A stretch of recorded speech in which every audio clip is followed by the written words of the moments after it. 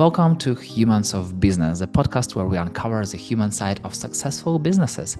Here we speak with business leaders about the human traits that fuel success and how embracing who we are can shape the way we do the business. Every business starts with a human, so let's learn from real humans one story at a time. My name is Yuri. I help people and brands shine through communities and personal connection. And my guest is Defne Gencler, not defined gender as someone thought, a Turkish-Dutch-American marketer, storyteller, and a stand-up comedian who helps B2B SaaS and AI startups turn content into revenue. And Defne's career has been all about connecting with audiences, sharpening messages, and helping brands bring the right people through the door. So, welcome, Defne. Hello, thank you for having me. Excited to be here. The moment I saw your video about defined genre, I was like, how did it happen? But anyway, I feel like the past is past. So tell me one thing about you that I can't find on your LinkedIn, Instagram, and TikTok profiles combined. Oh, wow. That's a good question because I feel like I'm someone who pretty much shares almost everything about myself to social media. So it would be hard to find something that I haven't shared, but I do have one talent, I guess, that I rarely share, and that's the fact that I'm a pretty decent singer. Hmm. So that's the one talent that hasn't made it onto the social platforms yet. Why? Good question. I think it's because for me, singing is so vulnerable. And even though I am quite vulnerable, on LinkedIn, TikTok, or Instagram, there are still, I guess, sides that I haven't become comfortable sharing yet. And I think that would be one of them. Dark side of Daphne. Uh, Maybe Yep. it's a bright side, but I totally get what you're talking about because I meet like different people and they're like amazing in some things that they're doing and they're like, yeah, I'm not sharing it with anyone. I feel like, yeah, it's something for me. I'm like, okay, maybe you should do that. So when will we hear your songs online? Oh, release date on my single is TBD. So Okay, the best date ever. I totally yeah, get yeah, it. exactly. So tell me a little about the business that you are building at the moment. Ooh, my business at the moment. I mean, it started out as me just really enjoying being a freelance copywriter and then having too much work on my plate and then being inspired by agency owners I was working with, and really being, I guess, inspired by the systems they built up. I like, organization and having processes and having like very clear cut steps. So I get quite, I'm quite type A, I guess, in that sense. Um, so I thought, what if I built something myself? And of course, we launched as initially just like a copywriting agency the same year that ChatGPT launched. So it was like, oh, okay, how is this going to go? And then since then, we've really evolved into, I guess now what we would call ourselves is like a strategic content marketing agency. So really helping companies with both figuring out, okay, what's their message and how do they bring that to the market and really create the foundations, and then all the way through the strategy and the execution of their content. So yeah, that's kind of what I'm building at the moment, but there's still a ways to go, as there always is. Like being a freelancer, it's already a business, and like moving it to the next level, it's like even the harder step. So I'm curious what keeps you going. Yeah, yeah, the transition from freelancer to agency was definitely a big one, and one that I was barely even prepared for, to be honest, because as a freelancer, you're managing yourself, you're managing your own deliverables, your own hours, your own output. Now I'm not only doing that for myself, but for my team as well. And then on top of that, making sure clients are happy with them.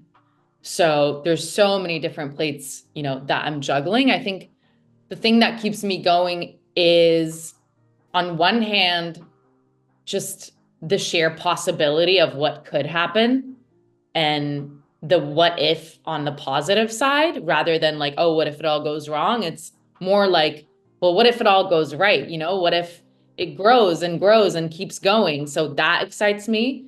And then on the other hand, looking back as well on all the growth that we've managed to do and seeing, how far we've come over time.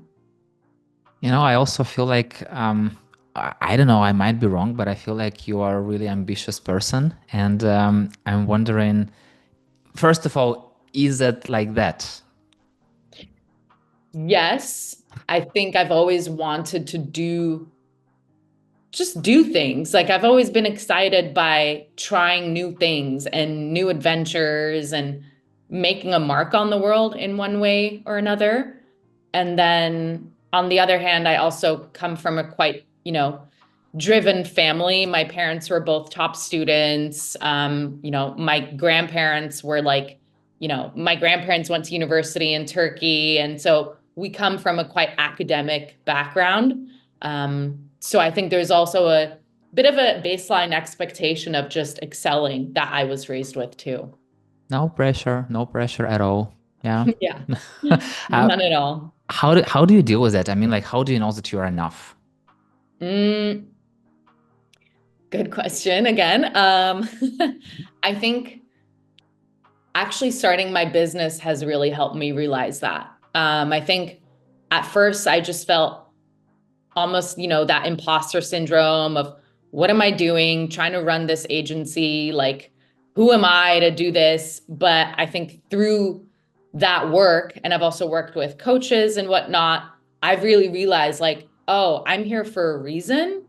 And that reason is because I guess, I'm good at what I do and I bring a level of excellence to the table that maybe not most people do.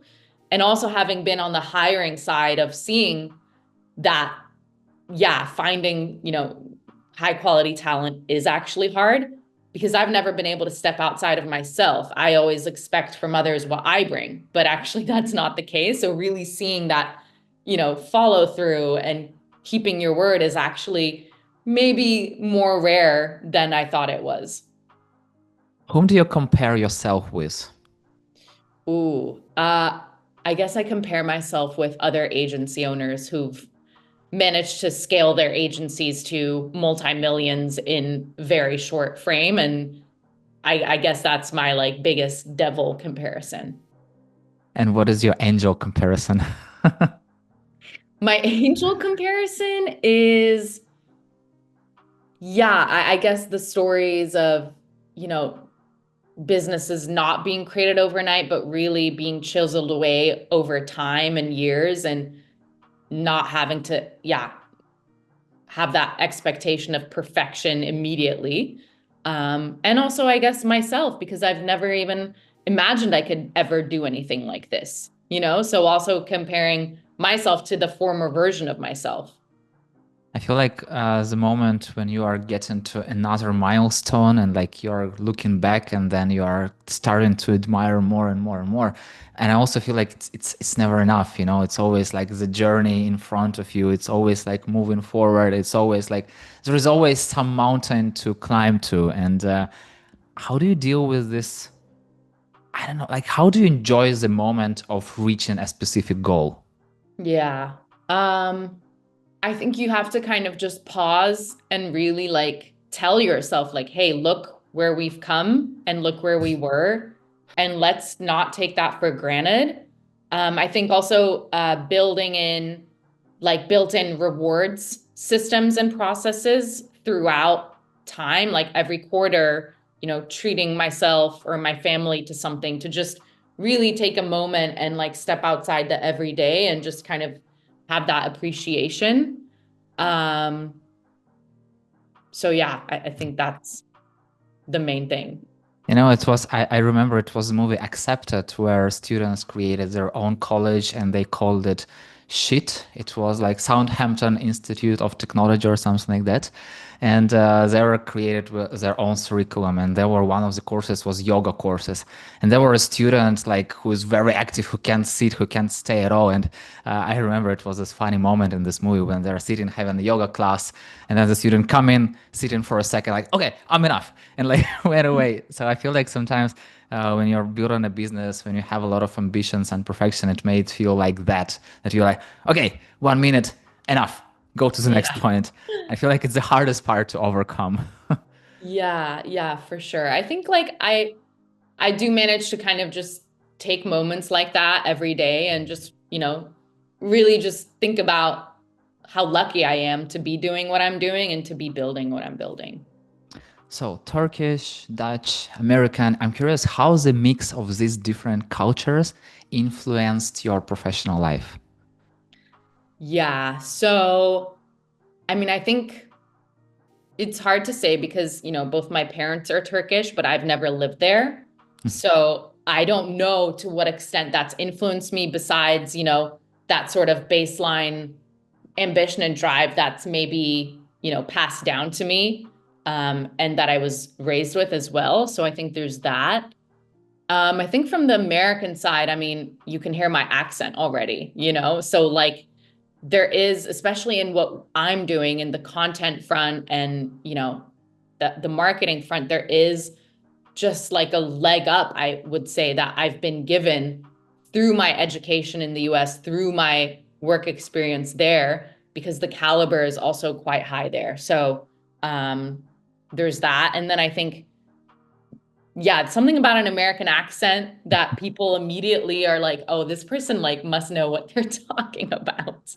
Ah, that's how it works. Okay. So it's all about an accent.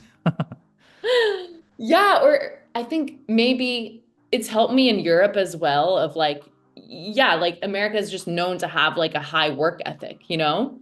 So I think there's a lot to do with perceptions as well as a lot of social constructs behind it. And then I think, yeah, the Dutch side, that also helps because I live here. I live in the Netherlands. So the ability to actually speak the local language and understand like what Dutch people around me are saying and thinking, or whatever they share about what they're thinking, I think that makes me feel so connected as well. So I really feel like I'm so lucky that I've just been able to, yeah, connect with all of these different people and then, you know, have certain things work in favor for me because of those experiences. Which isn't to say like those experiences also haven't maybe led me to feel more disconnected or alienated from the cultures I'm in. But I guess I try to, focus on the glass half full, I would say. I read this book, No Rules Rules, about Netflix, and they were talking about culture differences. And they told that in the US, they do always like the sandwich type of feedback. They sugarcoat something bad inside. And they were saying, like, writing in the book that Dutch people are like the worst. I mean, like, that's the best, but also the worst in giving the feedback because it sounds like and they want to offend you, even though they really want to help you. But for people from the US, it was like very hard to deal with this feedback. So I'm curious, how are you giving your feedback to people? Yeah, I think for me, I maybe veer towards the sandwich. Um, but I feel like my sandwich is like incomplete. So I'll start with like good, and then I'll get to like what needs to be work on. I don't try to package in an extra compliment at the end just to make it feel better.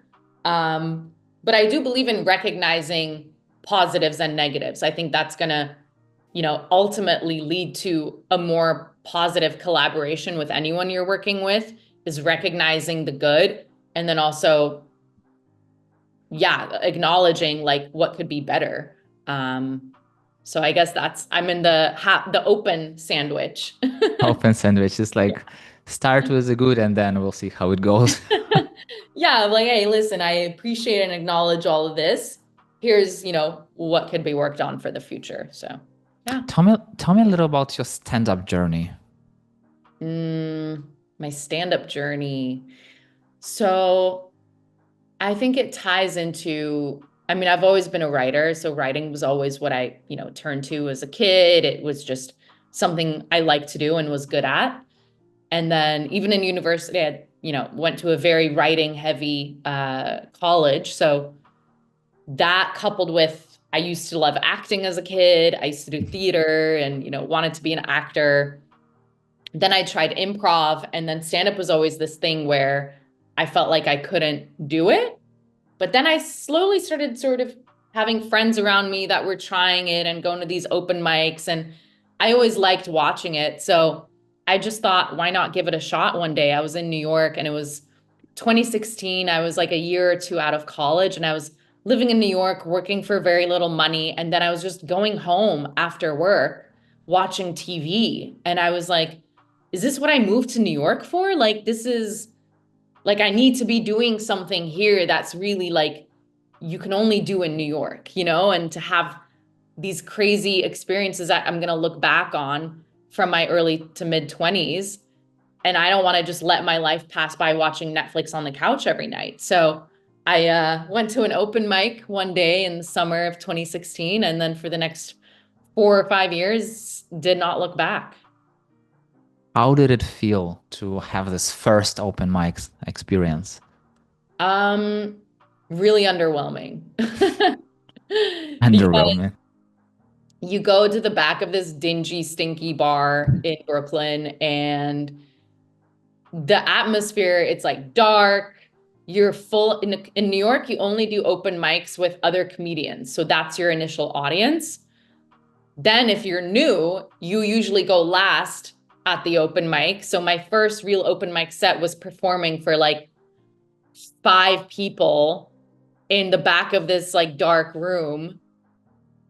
And so you're just like, oh my gosh, like so nervous. You're 3 minutes, you think it's like the best 3 minutes. You get one laugh, but that one laugh is like the confirmation you need of like, okay, maybe like I can try this again?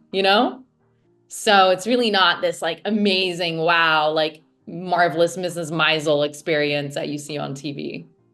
Yeah, it's not always as they say on TV. I don't know why, but yeah, it doesn't work. And what was your best experience? Ooh, my best experience.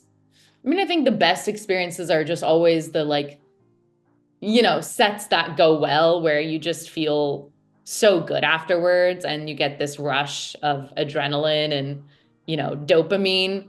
Um, I would say a few highlights that I like are I got into roast battles quite a bit. So that was also something where I thought, no, no, I could never do that. But then going there and like absolutely destroying is also such a great feeling. And I think just like the community that like I had built up over the years and seeing like some of my friends like do really well and succeed or like be on TV or write for shows. I think, yeah, there's so many cool experiences around it. I thought going into something that you think you couldn't have done and then like Mhm. crashing it. And I feel like it's very pretty much entrepreneurial thing because when you are having your new challenge, it's always something unknown. It's something that you haven't tried yet, and it's can be scary. And I feel like it's something that's stopping many of those people. So I'm curious, how do you deal with like the new challenge that you have in front of you? Like, what is your approach? Mm, I think what I've always gone by is I don't want to look back and regret of not having tried something, like I want to look back and talk about the experience rather than wonder about what the experience could have been. So, like very much like you only live once type of philosophy, but it's true. Yeah, definitely. Yeah, you only live once, kind of. I feel like I didn't hear stories of people who lived several times, even though there are some people who are telling that they're living their third life or whatever. Yeah. Yeah. And like coming back to humor, I'm curious, how does humor help you in your professional life? Mm, I think it's just you learn what connects with people. So that really helps, especially in, I mean, B2B content marketing, it can be so dry and stale that like it almost takes someone who, has experience from other disciplines to really be able to crack through and like, break through the noise, quote unquote, and just figure out like, hey, what's actually going to keep people engaged and keep people reading rather than just like, the most boring thing you've ever seen. And I feel like it's also about when you are talking to people, it's kind of like helps you to break the ice of the like the first meeting, the first conversation, and then working forward. And because I know there are some humans who are, there are a lot of people like that who are afraid of other people dependent on their title, because when they are working with some company and then like, oh, I'm working with sales manager, yeah, it's okay. Then I'm working with a product or marketing, it's good. Oh my god, I'm working with CEO, I don't know what to say to the CEO. So I'm curious, Yeah. how do you feel about titles? Titles don't matter to me, to be honest. I mean, there is like a certain intimidation that you get sometimes. But I think you just work past that and realize, like, half the room is just like feeling the same things you are. And I think also maybe to tie it back to your humor point of view, I think it's less so humor because I don't like when people try to be funny just to like try to be funny, and like just insert like some canned joke. I think what stand up also really taught me is reading the room and the energy. Hmm. And that's something that I've been able to really pick up on in like even, these async calls, is figuring out what a client really wants or anticipating their needs, as it's happening. I think that's the key thing, that more so than like the ability to make a joke is the ability to read other people. How can someone train that? Ooh. I don't know. I don't know if I have an answer to that because it just kind of comes second nature to me. Um, but really, I think you just really have to listen. Like most people are not good listeners. And so Hmm. really like listening and paying attention to the subtext of what's below the surface of what someone's saying and their expressions and their tone, So yeah, just really being in tune with that. And I feel like you also have to be smart enough to be prepared and to be ready to continue the conversation. And I heard this, there are different sayings like book smart or street smart, or sometimes it mixed. I'm curious, how do you feel about yourself? Yeah. I was lucky that I got the chance to become really book smart in my studies. And especially at my university, it was, liberal arts curriculum, a lot of focus on literature and just like enriching yourself as a person throughout different disciplines. So I got that element. I think, through my experiences of living in New York, doing stand up, running a business, I've been able to dial up that side of things as well. And even in high school, I commuted to school. I took the train for an hour and a half every day from, my town right out of Amsterdam to the town my school was in. So I was very much like, I guess, training up the street smart element there too. So yeah, you definitely, you need a bit of both. Sometimes the more people are growing up, the more busier they become, the harder it is to continue learning. So I'm curious, Yeah. how do you keep learning? Yeah. I go through phases and I let myself have phases, like since starting this agency, I haven't read as much literature, watched as many like amazing films as like I would have years ago or, during university. But I give myself that grace to let certain things go to learn other things. I learned how to actually run this business in the last 2 years. So that's invaluable in itself. But I think just always keeping in mind of like, hey, what's something that I feel like I'm not doing enough of that I want to do more enough of. So I think just that, like really, yeah, leaning into that intuition of like, hey, what's missing here? What do I want to build on? But also just being okay of like, you don't have to be perfect, like you don't have to fit into every box and you're gonna go through ups and downs in life. Coming back to this, you don't have to be perfect. It sounds like sometimes when you're going through, I mean, like not you, but every person who are going through some challenges and stuff, it's always this question, what do people think about me? And I don't know if like there is a good answer to this question. And I don't even know if it's a good question to ask yourself, but I'm wondering, how do you deal with what people will Mm. think about me? I just realized I don't have the time or energy to control that. I was having a discussion about this the other day, which is super interesting because um so where I live in Amsterdam, I was out with some friends and I was telling a story very animated, and so I'm talking a bit louder than normal. I've got this American accent, and apparently there were some people sitting next to us that were, I guess, laughing at how American I must have sounded. And my friend was like, almost like, well, I wanted them to know, like, actually, like, there's more to us than that. We're also Dutch and we're also local. And I was like, I don't have the energy to control their perception of me. Like, and I don't care because I don't know them. They can walk away from that being like, wow, what a like dumb American, like yapping away and like, whatever. And I'm like, my knowledge of who I am is enough for me. If I'm going to make it my life's mission to control what they think of me, like, I'm not going to have time left in the world, you know? Yeah, So, yeah. yeah. You reminded me, like long time ago, I saw this advertisement of Lion Chocolate, and it was like the saying that if you forgive our imperfection, we'll forgive yours. And I was like, it didn't make sense back then. I was like, what do they mean? Like, I have no idea. But then when you see this Lion Chocolate, it's not like this perfect chocolate, and it's like there are like nuts like here and there. It's imperfect, of course, it's imperfect. And then I was like, huh, show me the perfect person. I feel like, is there a perfect person in the world? I mean, like out of living creatures. I'm not saying about the museums or figures. I don't know, and I feel like, yeah, it's a really great point. Like, it's up to them. It's their own problems at the end of the day. So Yeah. I mean, it also is like, well, what is perfect? Everyone can have a different idea of perfect. So, yeah, I don't.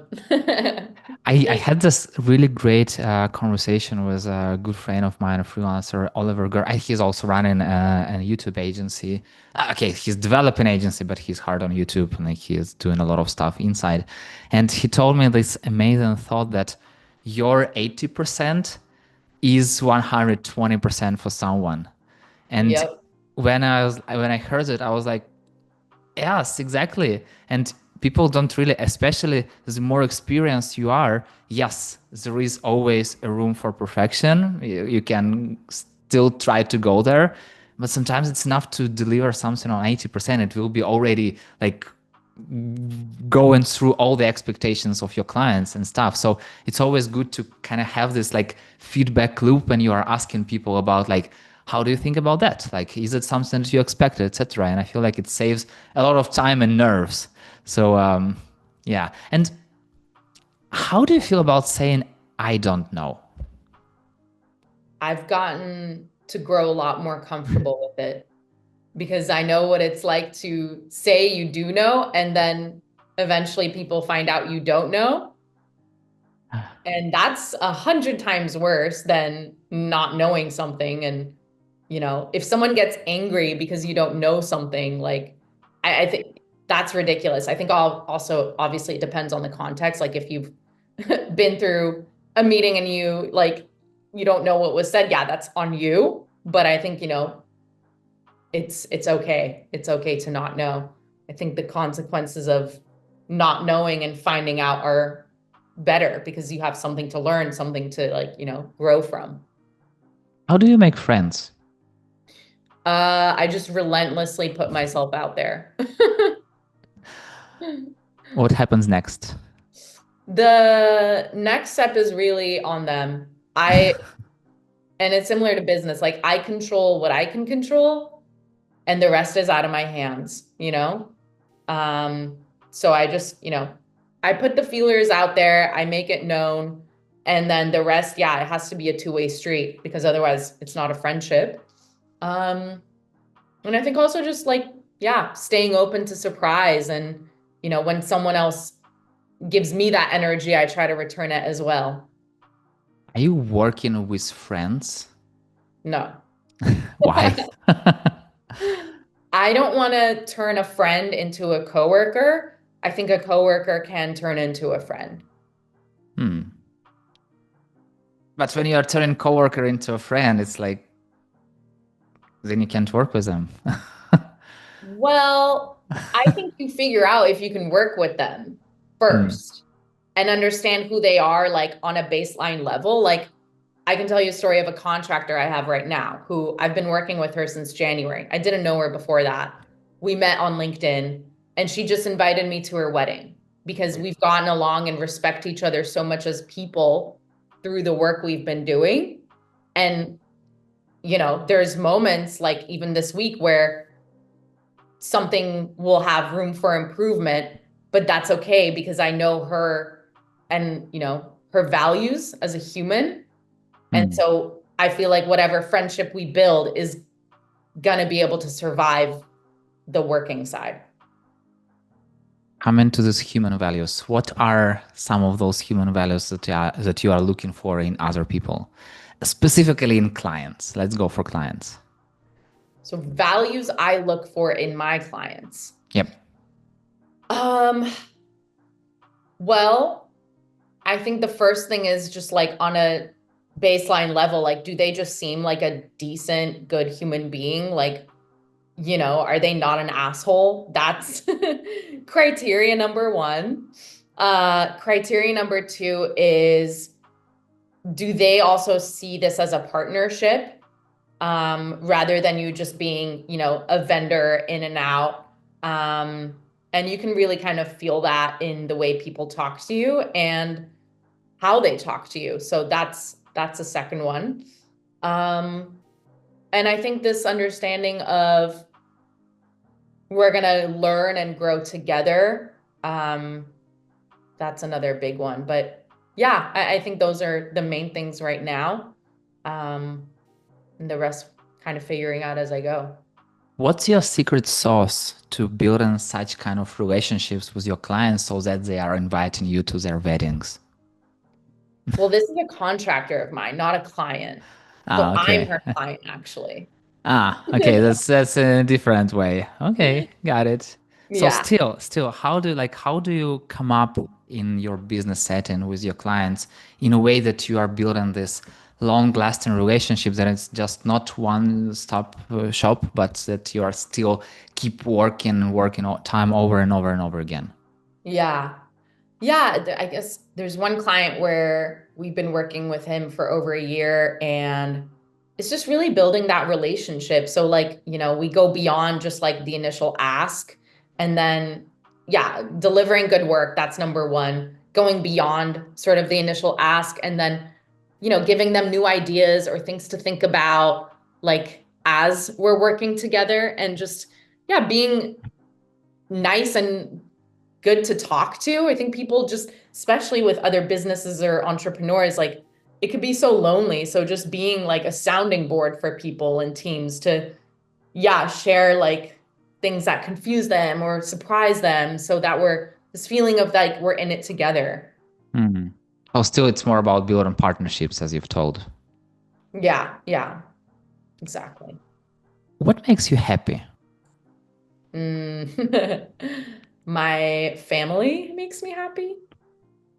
And then, yeah, traveling, being able to like, well, flexibility is debatable, but like building a business where I don't have to, ask my manager for time.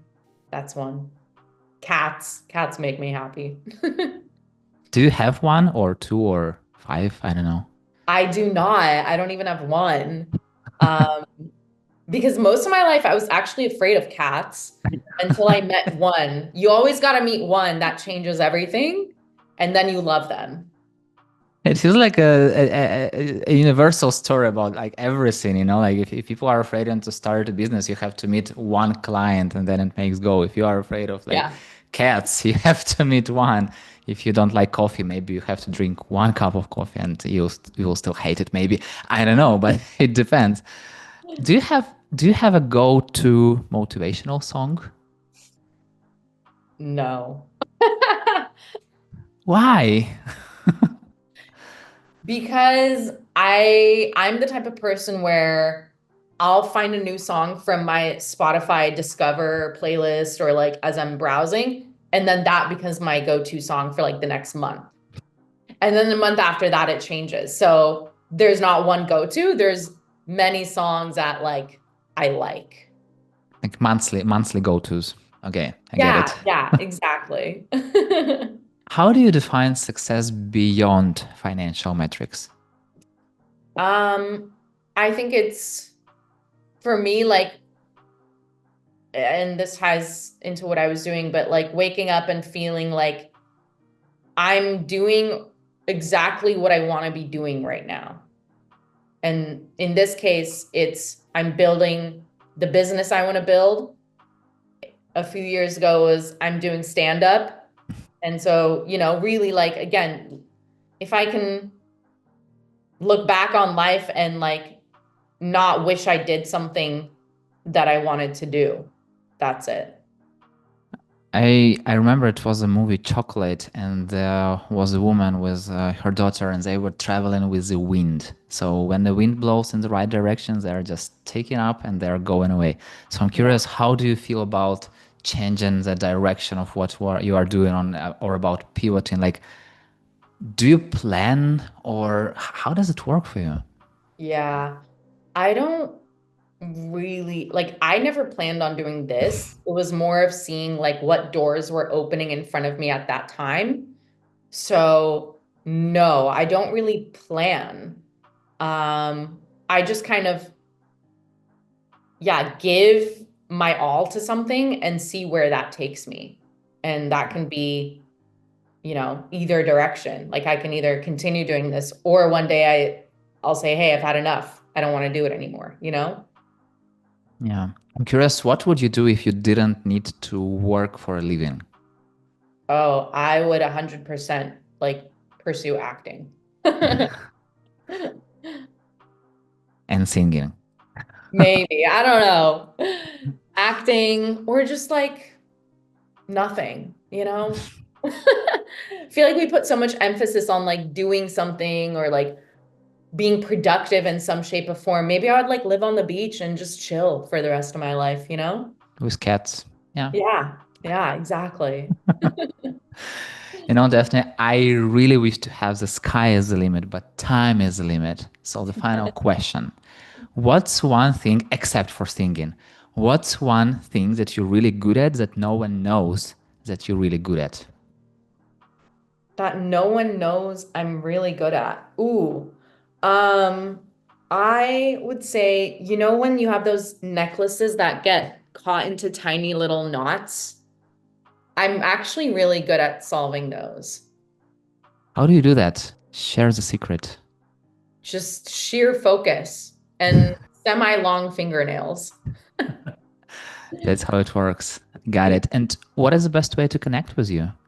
The best way to connect with me, you can follow me on LinkedIn. Just type in my first and last name. Twitter, it's OMG It's Def, or Instagram, OMG It's Def, or visit my website, lauraleaf.co, I'm curious why it's OMG, it's deaf. because it's just like an easy way of saying my name. Oh, everyone knows OMG, everyone knows it's, It's. and hopefully most people know Def, but since someone did think my name was defined gender at some point, I'll never know. Yeah, and last but not least, name two people I should have this podcast conversation with. Ooh, two people you should have this podcast conversation with. Um, I would say you should talk to Barbara or Pokuchova, I believe. You should talk to her. And you should talk to, hmm, I don't know. Can I get more time to think about this one? I will follow up, of You course. should I will talk to definitely you should ask talk you. to Peter Guba from Profit Mill as well. Okay, we'll do. We'll do. I will tell them that you told me to call to them. Of course, of course. And yeah, definitely, thank you so much for sharing this part. Like it's the smallest, the tiniest part of your human journey. And I don't know when you told this TBD date, but maybe you'll be out there, and who knows how your singing career will unfold.